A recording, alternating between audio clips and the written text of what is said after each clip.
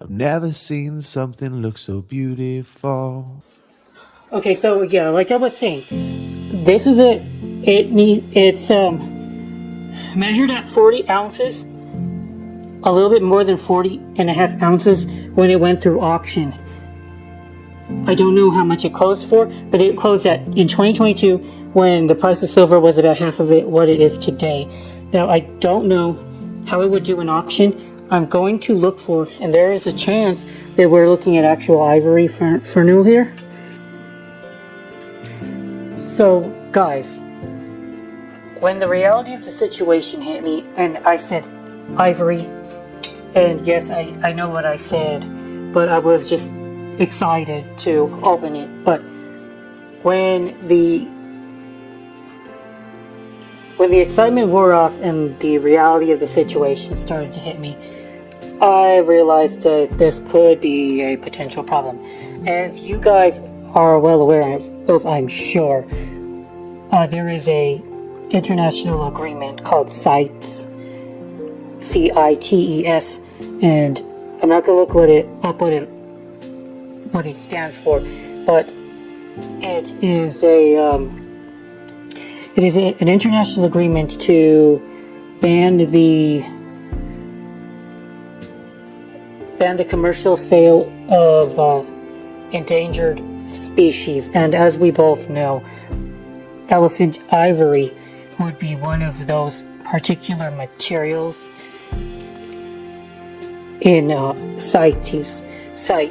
So I went ahead and asked some people on Reddit whether they believed that this was actually ivory, and they were convinced, very, very convinced, that what we're looking at is bone, and what we can see that by the bone is black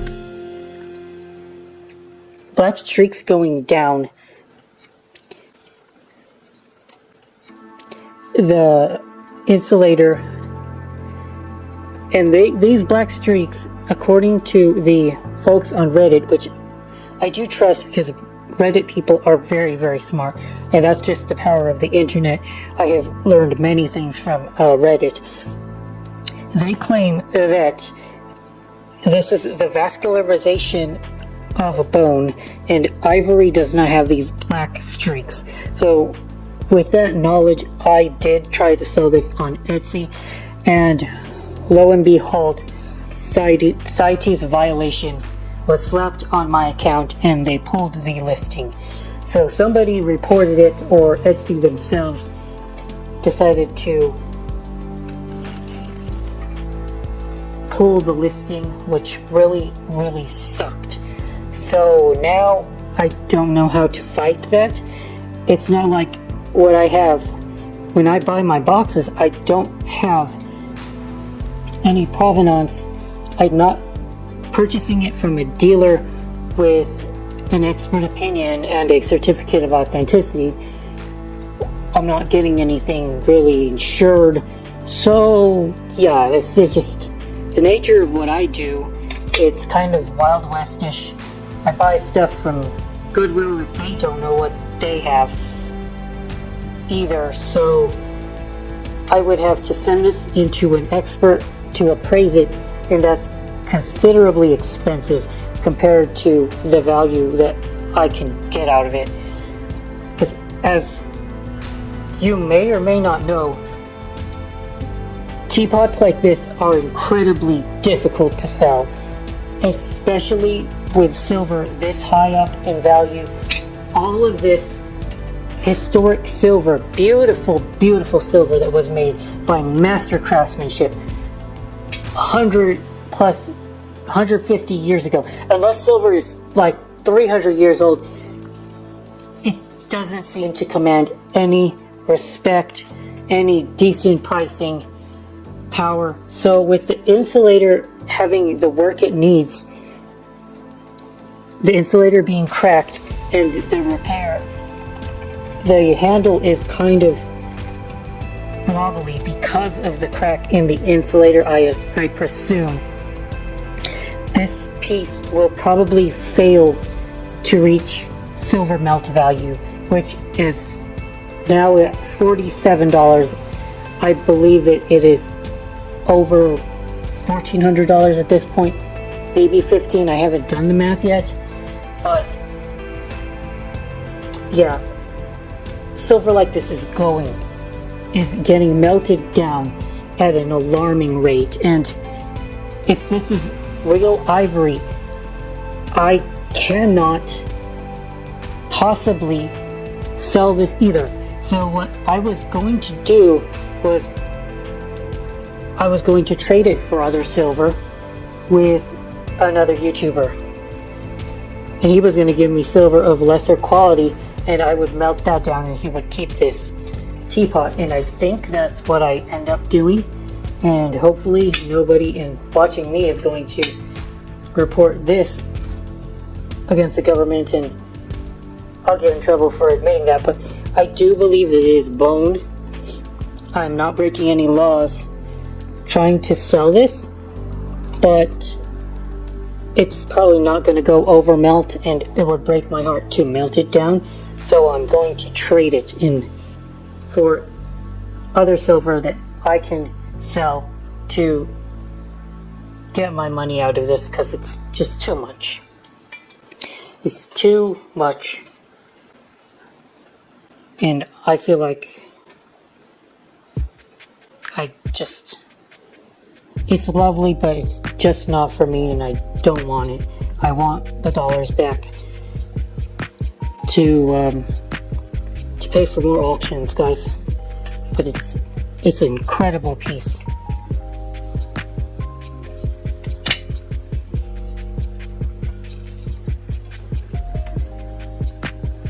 Alright, so I got my good friend Joseph over here. We're taking a look at this teapot. He's a photography nerd, and he knows all about this camera stuff. He's going to be able to focus on the finial, not the finial, the insulator very, very closely, and we will find out if this is actually ivory or not. Yes, sir.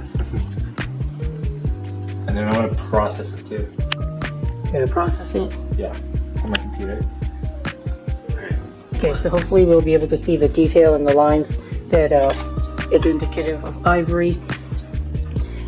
Now, these are the high resolution images that I have with Joseph.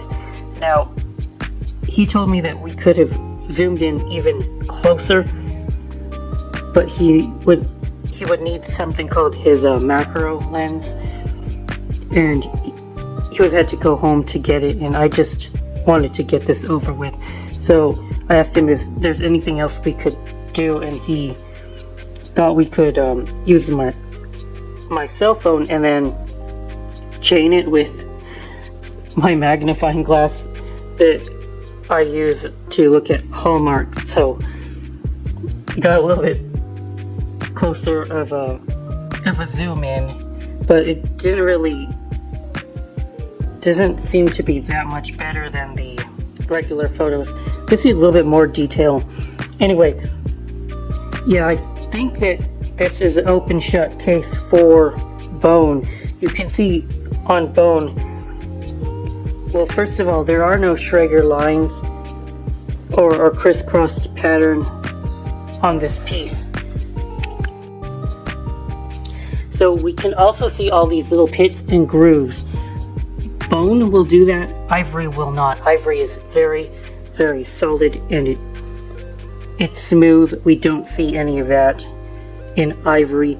And also, like I've told you guys earlier, we can clearly see those little black streaks that show the old vascularization of the blood vessels that helps feed the bone when the animal was alive. So there you go. I have one more idea to show as well. And with all of this, I hope that I can send a message to Etsy and get my account cleared. I do not like having that CITES violation on my account. It is a strong warning that I want taken off. But at this point, the prospects of selling this piece over melt is still very low because of the handle. See, the handle wiggles a little bit, guys, because of the crack right here. And unfortunately, that means that none of the silver dealers who sell high-end silver want to touch my piece. They don't want to actually do any work and use their contacts to repair anything. They just want to buy something in perfect condition, so they don't have to do any work to get their profit. It is what it is, I guess. So again, I'm still going to be trading it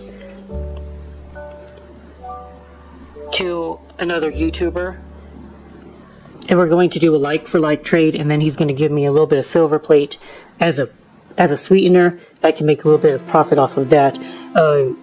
I'm not doing that great off of this teapot, to be honest with you. I thought I'd be able to sell it for a 20% overmelt premium, and again, with silver being so high, even with gorgeous pieces like this, it's very difficult to achieve prices over melt value of silver. At current prices today, this is going to go for over $1,300. It's just the nature of the market. Okay, so I went ahead and bought a UV light, and here's what we're looking at here. According to the internet, Ivory will fluoresce blue, a light blue, or a dark blue, and bone will be a green or a light green or even yellow. So this is definitely not Ivory, which is super awesome.